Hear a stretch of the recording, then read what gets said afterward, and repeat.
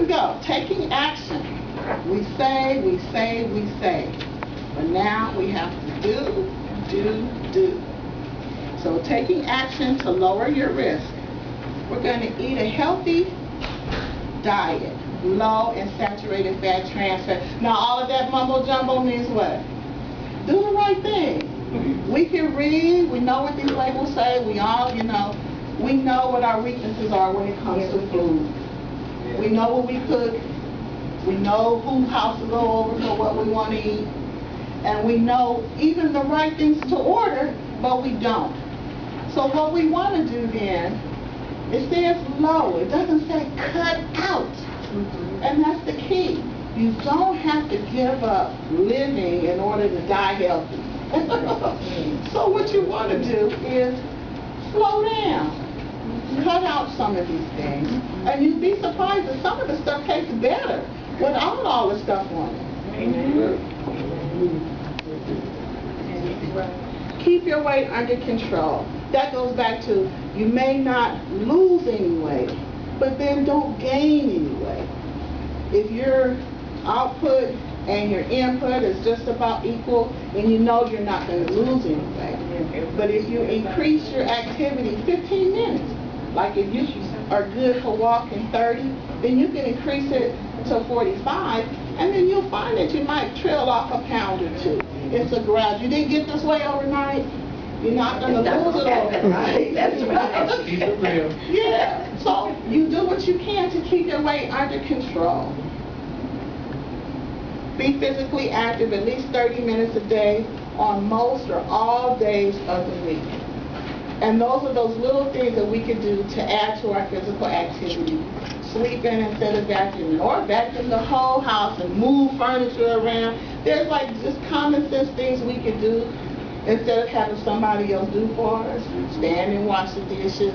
Don't put them in the dishwasher. Put the dishes up instead of using them out the drain. These are physical activity things. These are the things where before computers and high definition television and your mama, what do the top of the refrigerator look like? We used to have that was some work, too. Yeah. So go back to the old things that they taught us how to do. Park far away instead of running somebody down, trying to get close to the go. And you'll see there'll be so many parking spaces at the end out of nowhere.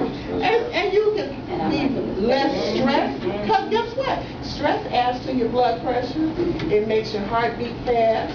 So while you're so nervous trying to get that perfect park, if you park far away, there's plenty of spaces, you stroll right on in the mall and do what you got to do. That's right.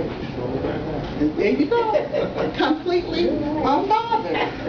And then you add it to your physical activity. Controlling your blood pressure and cholesterol levels. Key to control is knowing where you stand. What are your cholesterol levels? When was the last time you had your blood pressure checked?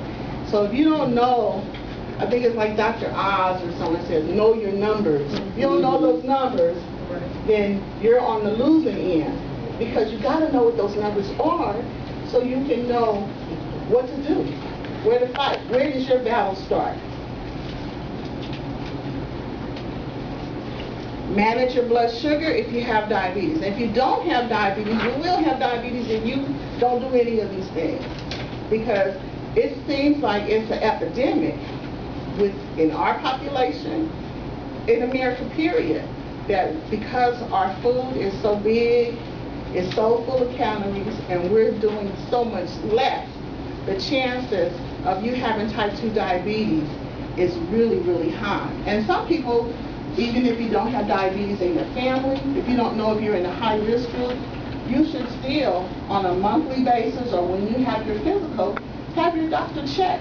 I want to make sure that I don't have type 2 diabetes. Because a lot of times, they wait until you say, oh, I keep going to the bathroom at night. Or they'll say, oh, every time I eat, I fall asleep. Well, I've been real thirsty lately. And all those things string together, type 2 diabetes. Or the doctor said I was borderline, but I can control it with my diet. But then he didn't give you no information about what you're supposed to do. How you going to control something borderline? What does that mean? So you have to play a role in your own health, and you have to participate and ask questions.